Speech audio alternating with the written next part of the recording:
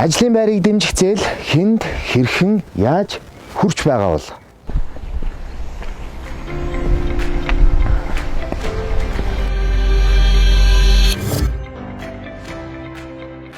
За сайн байна уу? Сайн байна уу? Сайхан зусж байна уу? Сайхан зусж байна. За, юутай ч бас бид нар бол одоо энэ эрзэний үйлдвэрээр хүрэлцэн ирсэн байж байна. Доор орж ирэхдээ бол сайхан гараар өвдөгцөн.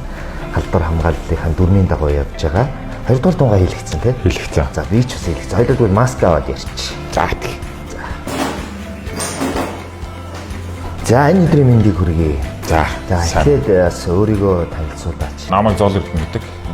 Одоо Эрзээ эдэлт компани захирлаар ажиллаж байгаа. Манай үйлдвэр болохоор 2001 онд байгуулагдсан. Одоо 20 жил хаваг хийж байна.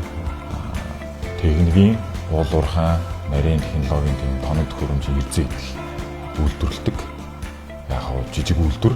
Гэхдээ Монголдо цорын ганц байдаг Эрзээний мэргэжлийн үйлдвэр баг. Бүр нарийн мэргэжлийн үйлдвэр юм биш, цорын ганцхан гэдэг гэж байна тий. Нарийн мэргэжлийн энэ чиглэлээр бол Монголд бол боловсрогч бэлтгэдэг. Хуучны цагт нөгөө Оросд яг Эрзээний технологич инженер гэдэг мэргэжлэр төгсөж ирсэн нэг хүн одоо манай үйлдвэрийн захирал хийж чад одоо зөвлөх инженер хийж байгаа. Тийм цор ганцын одоо мэргэжлийн технологийн үйлдвэр байна да. Нарийн мэргэжлийн дээрээс нь Монгол ганцхан байдаг энэ үйлдвэр дээр хүрэлцэн ирчээд байгаа юм байна.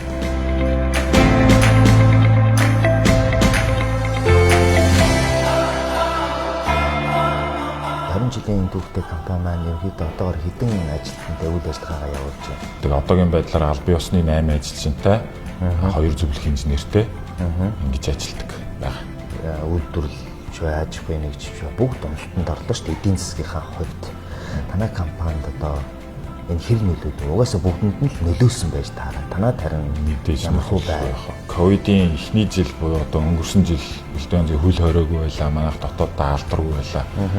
Тухайн үед бол ерөнхийдөө бас гайгүй.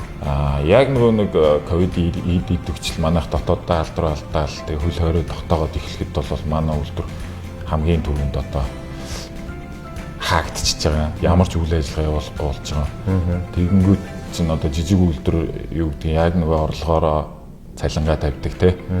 Ингэдэг. Магадгүй бид чинь нөгөө нэг өнгөрсөн жил хөрөнгө оруулалтын тодорхой хэмжээний төлөвлөгөөнүүд гаргацсан байсан. Энэ жил бас бүтээн байгуулалтын жоохон төлөвлөгөөнүүд байсан. Биднээс маань бүгд хойшилж байна. Жоохон тасарч байна. Яг хөл хорионоос хойш маань үйлдвэр яг 60 орчим хоног. Ингээд 2-3 хөл хоройгоо тоолох нь 60 орчим хоног тэг зогсолт хийсэн бэл. Ер нь бол энэ ажлын байрыг дэмжих 3% зээл маань өөрөө би дахин тоцсож хэлээ. Энэ бол яг энэ ковидын онцгой тохиолдолд хэрэгжүүлж байгаа арга хэмжээ. Энэ зээлийг хөөцөлдөж төстэй гомдлоо. Яг тэгэхээр энэ зээл манайх 4 сарын 7-8-ны үеэр ихээр хүсэлт өгöd. Тэгээд 11-нд карантинлсэн шүү дээ. Хөл өрөө тогтоогоод хаашаач явж болохгүй болоод бүхэн болох байсан. Хариу нь баг карантинтэй зэрэгцэж ирсэн баха. За иймэрхүү бичиг баримт бүгдүүлэх юм байна гэд. Тэр бичиг баримтууд бүгд мэйлээр явсан. Мэйлээр явсан карантин тавигдахаас манай зээлийн шийдвэр гарсан байсан.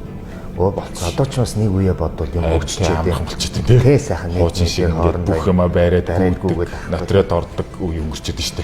Хууч ажиллаж исэн энгийн горимд орж чадсан уу? Яг орох гээд явж гин үү? Дээрээс нь ажлын байрнуудаа хатгалж үлдэж чадсан уу? Манайх 8 ажилчтай байсан. 8 ажилчнаа сая ковидын үед гэдэг юм уу? Нэгэн ч ямар нэгэн тийм одоо халах эсвэл бол одоо юу гэдэг цайлангаар таслах.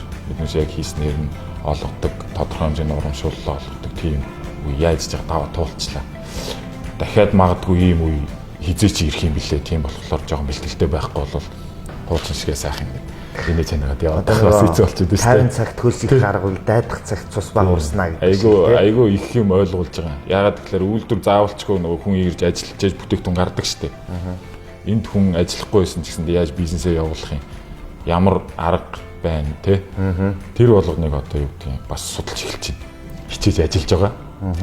Тийм болохоор ирээдүй их гоё байх болов гэж бодож байгаа. Их ажлынхаа үеэр бас буцаан ч гэсэн зав гаргаж бидэнд мэдээлэл өгсөн баярлалаа.